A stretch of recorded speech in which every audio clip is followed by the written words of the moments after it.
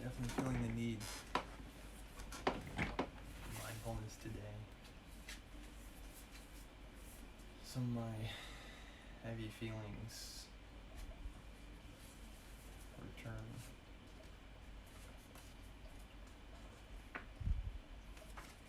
Alright. Take a quick breath in. Breathe out. Let's go on our journey to the land of mindfulness. Embrace the positive messages.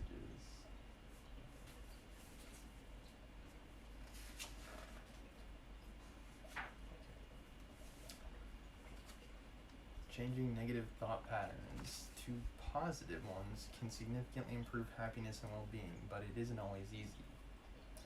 That's where encouraging affirmations and uplifting quotations can lend a hand.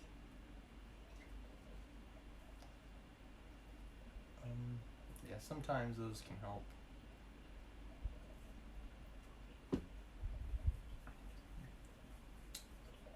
I would say, based on my own experience with challenging and negative emotions, it's almost never like flipping a switch.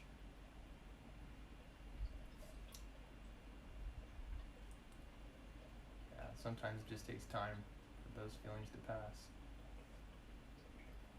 My long-term relationship, it says here, came to an end at the start of the year.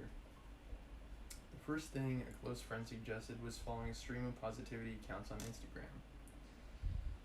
At first, I cringed at the cliche, but soon found myself saving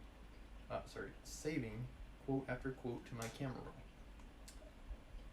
In moments of despair, I found my bank of encouraging messages a great comfort, and I realized I wasn't the only one with this habit. I heard many tales of people using positivity quotes to help change their mindset.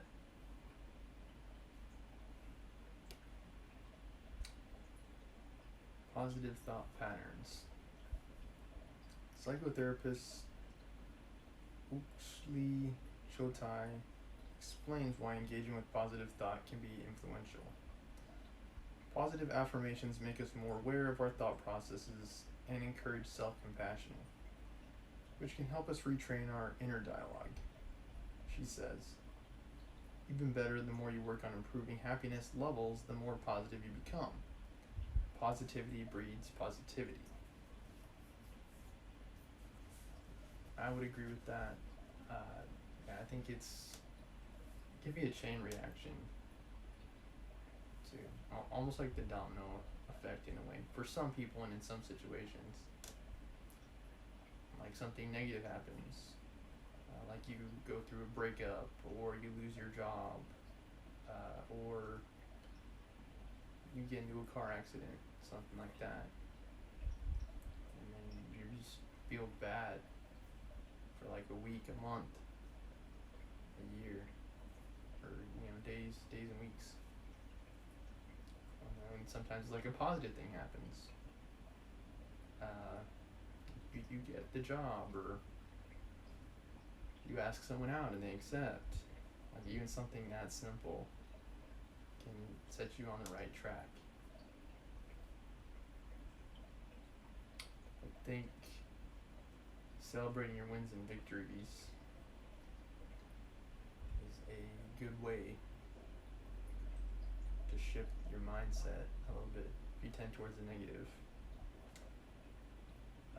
And sometimes it can be a matter of reframing, like moving the goalposts in a way. It's like before, this was my standard for happiness. Now, I've changed my expectations, and it's easier for me to find happiness as a result. Psychiatrist Arghya Sarkar elaborates. The brain can be conceptualized as a network of complex electrical wirings, synapse to synapse, how neurons fire. Studies have shown how these circuits can be dampened when negative thinking becomes a default mode, while encouraging comments and affirmations that bring about positive experiences can help to strengthen these networks instead. Actually, it's pretty fascinating. If you compare and contrast the brain activity of a person with depression and a normal person, you can see it play out, like a change in how those neurons interact with each other. Let's see, I might be able to show you a picture, guys.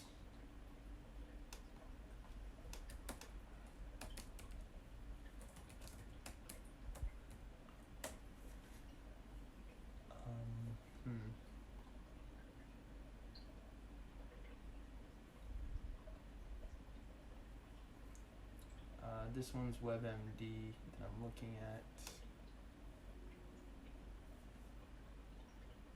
Let me choose one that highlights what I'm talking about.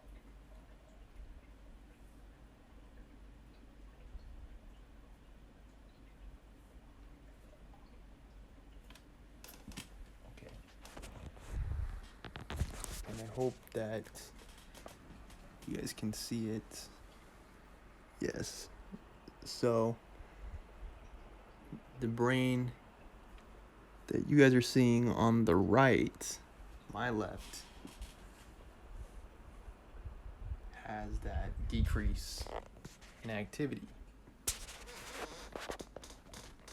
It's like almost like a wet towel or something. Like it dampens, it changes the way you perceive the worlds. And then for someone who's not depressed, as you can see here, there's a lot of firing, a lot of activity.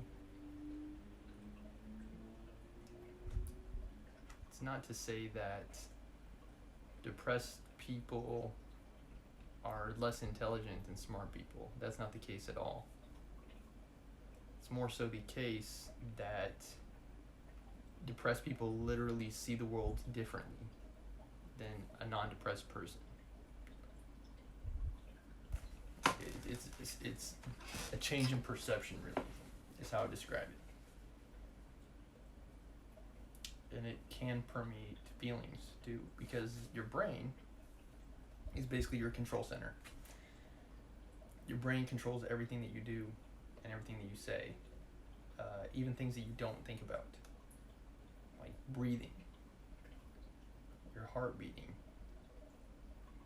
for me, like blinking, moving my hand. All of these muscle movements and body functions are controlled by the brain. That's like my command center. That's everyone's command center, is their brain. And yeah, people with depression, their brain perceives things differently based on how the brain behaves. I personally believe that it is very much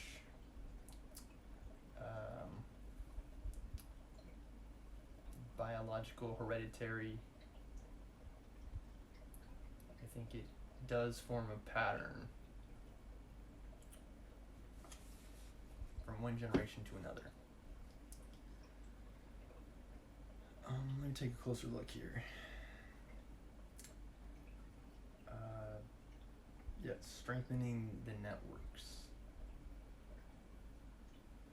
I'm personally of the opinion and belief that it's not as simple as wishful thinking.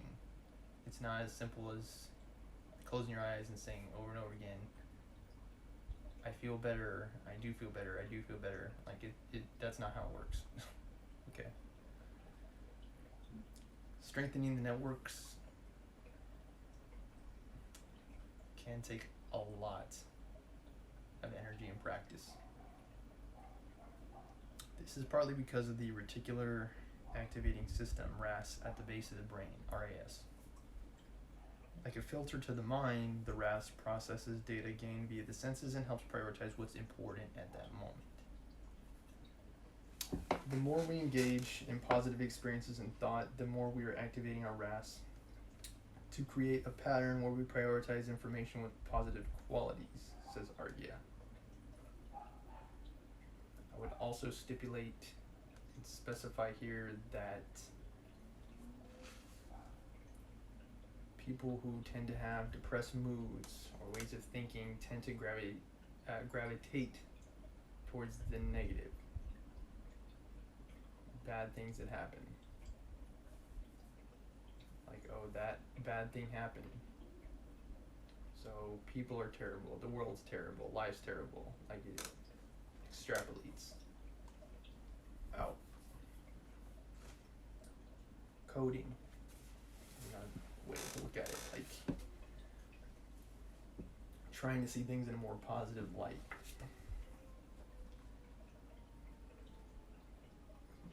Creating new patterns. Let's see what this has to say about creating those patterns. In other words, the more positivity that surrounds people, the more their ability to appreciate it improves.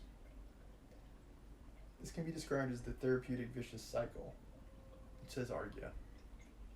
As RAS is connected with the circuits in our brain that relate to mood in the cortex, it also helps to activate these circuits. We then tend to look out for similar experiences and the therapeutic cycle continues. While the science makes sense, deciding to be and remain positive can be tough. What is easier is learning techniques that you can incorporate into daily life. Practicing positivity. Nadia Narain, the co-author of Self-Care for the Real World, Practical Self-Care Advice for Every Day, says the first step to embracing more positive thought patterns is to notice how you think in certain situations. What do you think when you look in the mirror? Do you focus on what's wrong with your face and body and let those bad thoughts fill you up, or do you simply notice? Once you become aware of what you are thinking, you start to change those thoughts. In this case, thinking all the positives about your body. For the second step, Nadia suggests changing the language you use when talking to yourself. Try to have a different conversation with yourself. Instead of using phrases like, I never or I can't, reframe it by using words like, I'm willing to or I will try. Like I keep saying, a lot of this is based on perspective too. It's like interactions. It's like I never go on dates or something like that. I never get promoted. Well, there could be multiple reasons for that. I'm willing to, I will try. It can work based on circumstance and situation. I'd say look at the situation at hand. If you find this difficult, that's when affirmations and quotes can be so useful. They give you something specific to focus on and provide a structured way to include positivity in your day. Nadia suggests putting them in places where you'll see them regularly, such as on the refrigerator or on a dressing table, or uploading them as a background on your phone. Positive thinking is a constant work in progress, and it takes time to find out what works for you. But working on it can have such an amazingly wide effect on your well-being, adds Nadia. Navigating the negative. While incorporating positivity into your day is important, learning to deal with negative is also crucial. On this note, I would say for some people, they are really going to have to focus on the positive, however small. Like, I had the breakfast that I wanted to today. I had 4 blueberry waffles. That's exactly what I wanted. That's exactly how I want to start the day. Like, even just focusing on that can change the script for the rest of the day. Because it's like, that good thing happened. Yeah, it's like that good thing happened. Because there's always going to be negativity. There's always going to be bad things happening. Like, oh, there was a storm that happened. Oh, there's a pandemic that happened. People got sick and died from the pandemic. There were war. You can go on and on and on. Like, there is a lot of negativity in the world. It's almost never hard to find. There's always going to be room for improvements in the world. And recognizing that is a powerful tool. It's like, how will I process negative events that are happening? Not just to me, but in the world in general. Trying to avoid negative thoughts altogether might be setting yourself up for failure. As Oakley says, learning to know how to deal with these thoughts is key. It's empowering to realize that we create our own experience of the world by the thoughts that we have. The first step in letting go of negative thoughts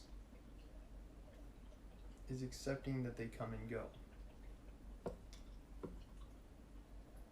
Once you have self-awareness and notice that you're experiencing a negative thought, you realize that it's just a thought and not reality, says Oakley. Often negative thought patterns cycle because we believe them to be true, but a thought is only a thought. It is not reflective of reality.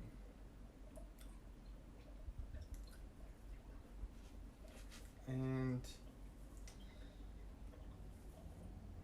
I don't know.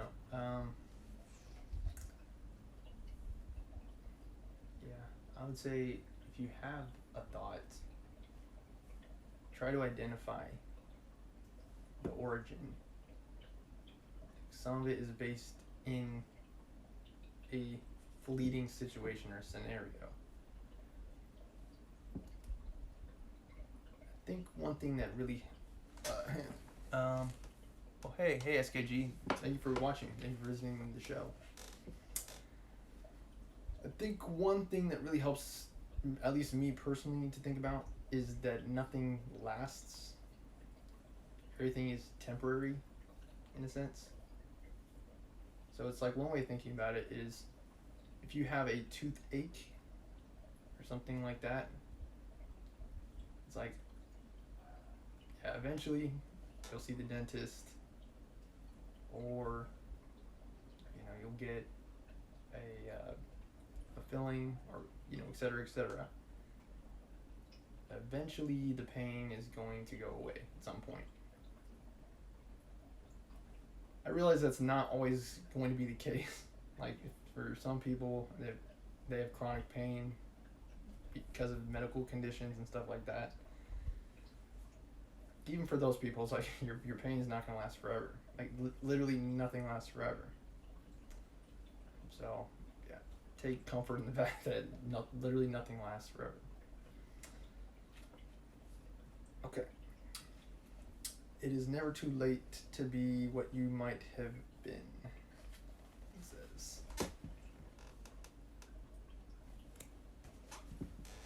And that's something else that I think about too. It's like, your story is still being written. And that's something that my mom sometimes reminds me of too. It's like, you can always rewrite your story. You may not be a doctor or a lawyer, but you can always go back to school. Especially if you have money. And there's, feathers and lines and leaves on these words.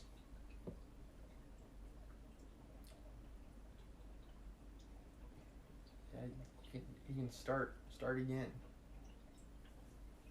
It's like that song by Fiora, I think it is. Yep, Seven Lions. Rise and start again. Yeah, same thing. It's like starting anew.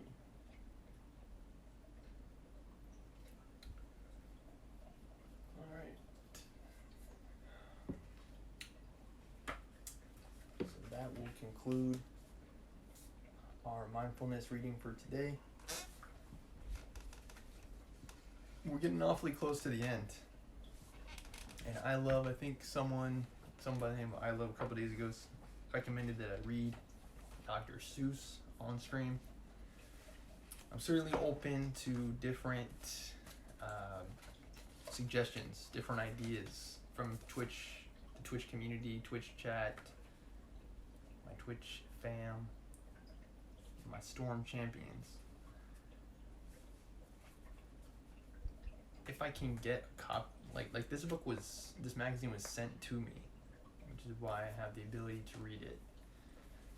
Dr. Seuss, I can read it, but I need to buy the book or obtain a copy of the book to read on stream. So I'll keep that suggestion in my proverbial hat, and I'll consider it for future Storm Show streams. But I hope you enjoyed the mindfulness stream today.